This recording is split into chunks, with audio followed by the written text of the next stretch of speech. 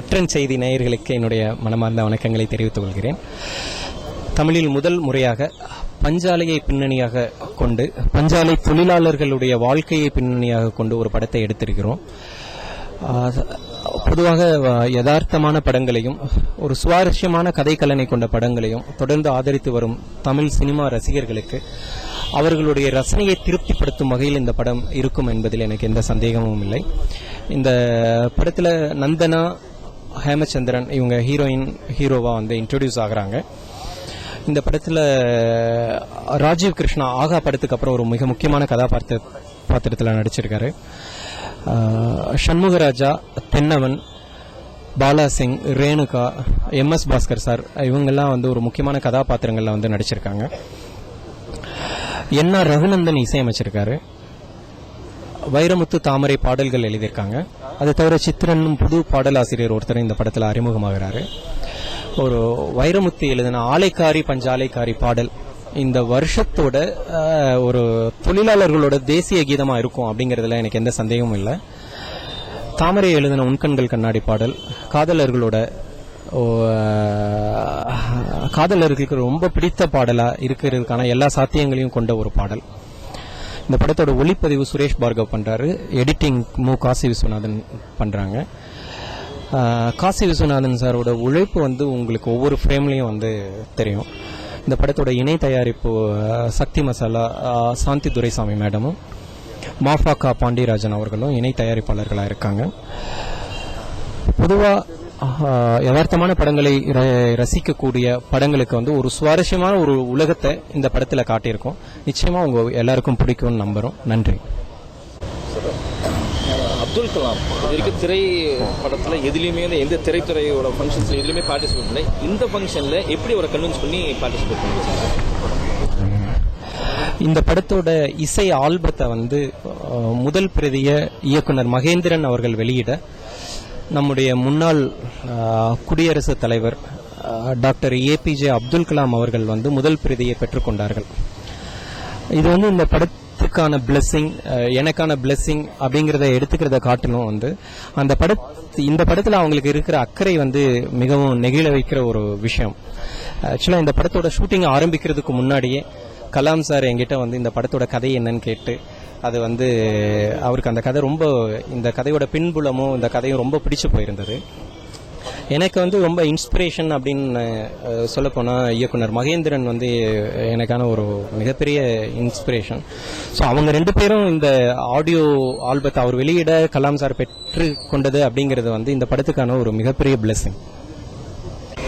Okay, 50கள்லையும் 60கள்லையும் இன்னைக்கு IT industry எந்த அளவுக்கு தலை சிறந்து விளங்குதோ அந்த மாதிரி இருந்த இண்டஸ்ட்ரி டெக்ஸ்டைல் இண்டஸ்ட்ரி குங்கு மண்டலத்தை மையப்படுத்தி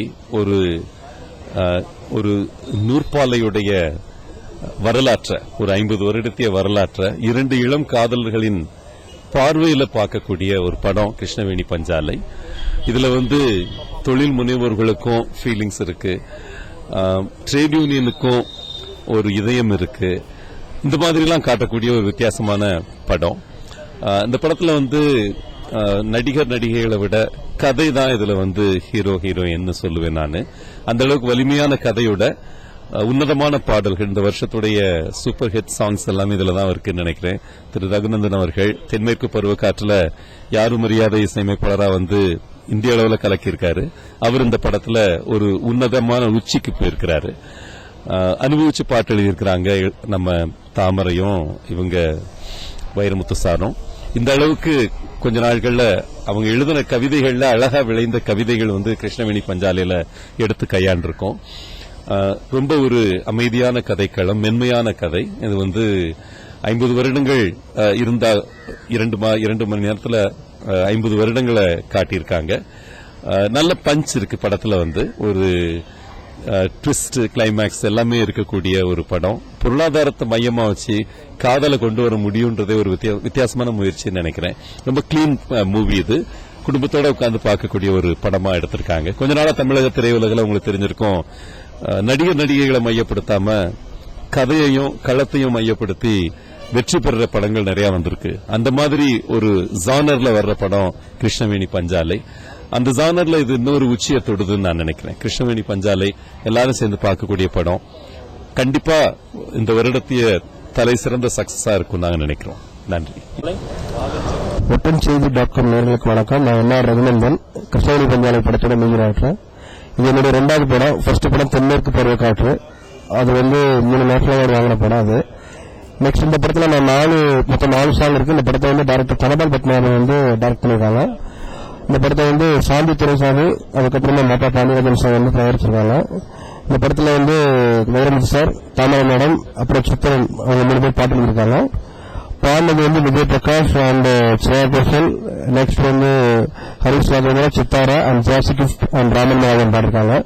இந்த படத்தை மொத்தம் 4 சாங் ரொம்ப நல்லா வந்திருக்கு. இந்த படத்தோட ஆடியோ லான்ச் மகேந்திர சாரும் முன்னாள் தலைவர் அப்துல் கலாமும் லான்ச் பண்ணிருக்காங்க. ரொம்ப சந்தோஷமான விஷயம். நன்றி, வணக்கம். ஒட்டன்செய்தி.com நேயர்களுக்கு வணக்கம். நான் திரைப்பட நடிகர் சண்முகராஜா பேசுறேன். இன்னைக்கு கிருஷ்ணவேணி பஞ்சாலையோடைய இசை வெளியீட்டு விழா. இந்த படத்தில் நான் ஒரு காமெடி ரோல், முக்கியமான ரோல் பண்ணியிருக்கேன். சண்முகம்னு பஞ்சாலையில் வேலை பார்க்கக்கூடிய ஒரு ட்ரைனிங் சூப்பர்வைசர் மாதிரி. அது மட்டும் இல்லாமல் காஸ்டிங் டைரக்டரா ஒரு 42 கேரக்டர்களுக்கு யார் பொருத்தமாக இருக்கும்னு தேர்வு செஞ்சுருக்கேன். அதில் புதுமுகங்களும் இருக்காங்க. பாலாசிங், தென்னவன், MS பாஸ்கர், ரேணுகா மாதிரி ஏற்கனவே நடித்தவங்களும் இருக்காங்க. இந்த அந்த மாதிரி ஒரு பணி இந்த படத்தில் முதல் முறையாக நாங்கள் ட்ரை பண்ணோம். அது ஒரு வெற்றியை கொடுத்துருக்கு. அது மட்டும் இல்லாமல் இன்னைக்கு சிறப்பாக சொல்லணும்னா, என்ஆர் ரகுநந்தன் தென்மேற்கு பருவக்காற்றுக்கு தேசிய விருது பெற்ற இசையமைப்பாளர்.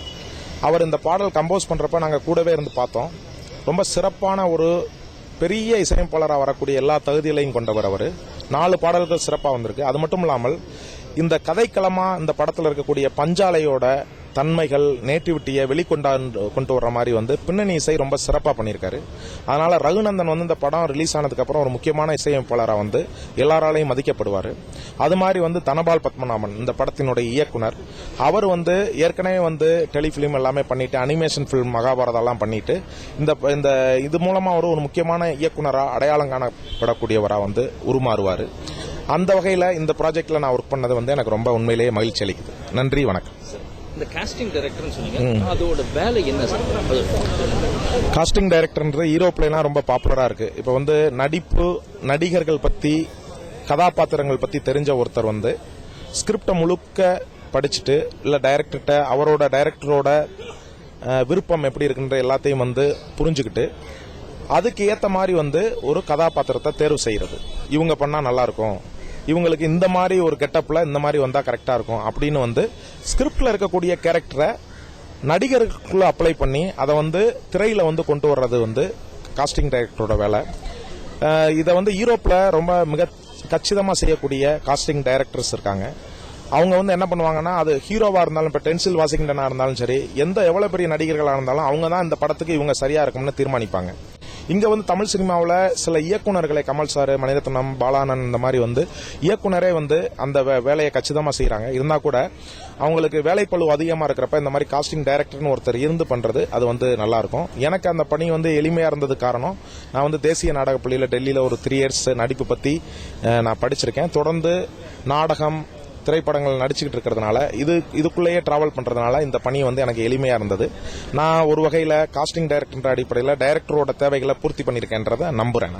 சார், இந்த காஸ்டிங் டைரக்டர் புதுமுக அறிமுக நடிகர்களா நீங்க ட்ரெயினும் பண்ணிருக்கீங்க? ஆமா ஆமா ஆமா, அந்த வேலையும் நீங்க செஞ்சீங்க? ஆமா ஆமா. அதாவது காஸ்டிங் டைரக்டர் அதுக்கு அடுத்த கட்டமா இந்த படத்தை பொறுத்தளவுல புதுமுகங்கள் நிறைய இருக்கிறதுனால அவங்கள தமிழ்நாடு, கேரளா பகுதிகளிலிருந்து தேர்ந்தெடுத்து படப்பிடிப்புக்கு ஒரு 3 நாளைக்கு முன்னாடி பொள்ளாச்சியில வச்சு நடிப்பு பயிற்சி கொடுத்து அவங்கள கொண்டு போனோம். அதே மாதிரி படப்பிடிப்பு தளத்திலையும் தேவைப்படுற ஒரு நுணுக்கங்களை, தேவைப்படுற விபரங்களை அவங்களுக்கு கொடுக்கக்கூடிய ஆட்களா இருந்தோம். ஸ்கிரிப்டுகளை முன்னாடியே நடிகர்கள் எல்லாத்துக்கும் இன்ட்ரோடியூஸ் பண்ணோம். நீங்க என்ன கேரக்டர் பண்ண போறீங்க, இதை எப்படி பண்ணுவீங்க, நீங்க செஞ்சு காமிங்க அப்படின்னு அவங்களோட ஒர்க் பண்ணோம். கேரக்டரைசேஷனை நானும் ராஜேஷ் சொல்லக்கூடிய என்னுடைய மாணவர், தேசிய நாடக பள்ளியில படிச்சவர், நாங்க 2 பேரும் சேர்ந்து அந்த பணியை செஞ்சோம். அனைவருக்கும் வணக்கம். இன்னைக்கு உண்மையிலேயே ரொம்ப சந்தோஷமான நாள் எனக்கு. பிகாஸ் ஒரு நியூ கமரா இப்படி ஒரு விஷயம் நடந்திருக்கு எந்த ஒரு நியூ கமருக்கும் இது வரைக்கும் எனக்கு தெரிஞ்சு நான் பார்த்த வரைக்கும் இல்லை. ஸோ எனக்கு இப்படி ஒரு வாய்ப்பு கிடைச்சிருக்கிறதுக்கு அந்த கடவுளுக்கும் என்னுடைய பெற்றோர்களுக்கும் நான் நன்றி சொல்ல இந்த நேரத்தில் கடமைப்பட்டிருக்கேன். இந்த சந்தர்ப்பத்தை எனக்கு ஏற்படுத்தி கொடுத்த எங்க டைரக்டர் அண்ட் நூராஜன் சாருக்கு நான் நன்றி தெரிவிச்சுக்கிறேன். நூராஜன் சார் சொன்ன மாதிரி தான் இந்த படத்துல வந்து எனக்கும் ஒரு பங்கு இருக்குன்னு நினைக்கும் போது ரொம்ப சந்தோஷமா இருக்கு. பிகாஸ் இப்படி ஒரு நல்ல கதை, ஒரு நல்ல டீம் கிடைக்கிறதுன்றது வந்து பெரிய விஷயம். அது எனக்கு கிடைச்சிருக்கு, ரொம்ப சந்தோஷப்படுறேன். அண்ட் மேலும் சாரோடைய படங்கள் அவர் எனக்கு ரோல் வச்சிருந்தாருன்னா எனக்கு கொடுக்கணும்னு கேட்டுக்கிறேன். இந்த நேரத்தில் சுயநலம் தான், பட் இருந்தாலும் வந்து நான் இந்த நேரத்தில் அவர்கிட்ட சொல்லணும்னு ஆசைப்படுறேன். அண்ட் அனைவருக்கும் நன்றி. எங்க டைரக்டர், எங்க எடிட்டர், எங்க cameraman, entire team, artist and எங்க கோ ப்ரொடியூசர்ஸ் எல்லாருக்கும் வந்து இந்த நேரத்தில் வந்து நன்றிகளை தெரிவிச்சுக்கிறேன். நன்றி, வணக்கம். என்ன சொல்லணும்னு தெரியல. இப்படி ஒரு ஃபங்க்ஷன்ல அட்டென்ட் பண்ண முடியுது, பெரிய விஷயம். தேங்க்ஸ் டு ஆல், எல்லாருக்கும் நன்றி. சாருக்கு எஸ்பெஷலி இப்படி ஒரு படத்துல எனக்கு ஒரு சான்ஸ் கொடுத்ததுக்கு தேங்க்ஸ் அகெயின் டு ஆல்.